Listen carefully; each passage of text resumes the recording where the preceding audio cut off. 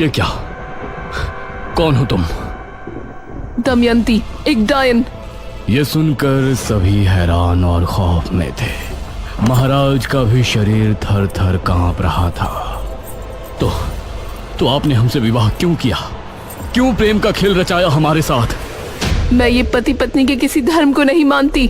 मैंने जो कुछ भी किया सिर्फ इसलिए किया कि मुझे समय पर मुर्दों का खून मिलता रहे और उसी से मैं अपनी उम्र को 1000 साल बढ़ा लूं। क्या? ये क्या कह रही है पिताश्री? हाँ, यही सच्चाई है और इस काम में तुमने मेरी मदद की, इसलिए मैं तुमको छोड़ रही हूँ। अब निकल जाओ दोनों पिता और पुत्री यहाँ से। इस राज्य पर अब सिर्फ मेरा राज होगा, डायन दमयंती का। ये कहकर दमयंती ने अपने हाथ की एक उंगली महाराज की तरफ की और तभी राजकुमारी और महाराज इस तरह से महल से बाहर पहुंच गए जैसे किसी अदृश्य शक्ति ने उन्हें फेंका हो। अब दमयंती सिंहासन पर बैठ गई थी। उसने एक मांत्रिक को भी अपनी शक्तियों को बढ़ाने के लिए महल में रख लिया था, जो दिन और रात बस एक कमरे में बंद काली दुनिया के मंत्रों का जाप करता रहता था। महाराज और राजकुमारी भी बहुत परेशान थे। वो एक पहाड़ी पर छिपे बैठे थे। अब हम क्या करें? हमने अपने राज्य को भी मुसीबत में डाल दिया और खुद भी फंस गए। पिताश्री, आपने बहुत बड़ी गलती की है और हमें किसी भी तरह से इससे निपटना पड़ेगा।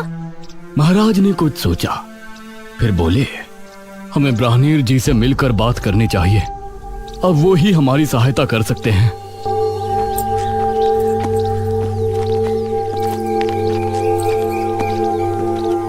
महाराज और राजकुमारी दोनों ब्राह्मण जी के पास पहुंचे और उन्हें अपनी दुविधा बताई।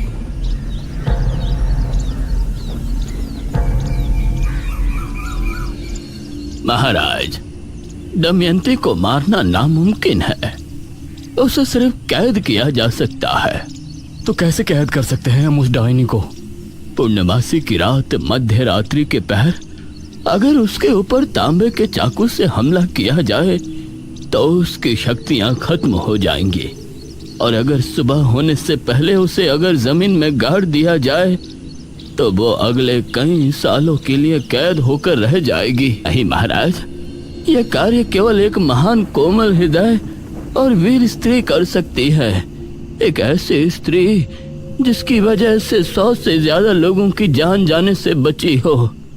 मतलब वो इतना पुण्य करने वाली हो कि उसकी वजह से 100 से ज्यादा लोग मौत के मुंह से लौटकर वापस आए हो और अब अच्छे से अपनी जिंदगी जी रही हो।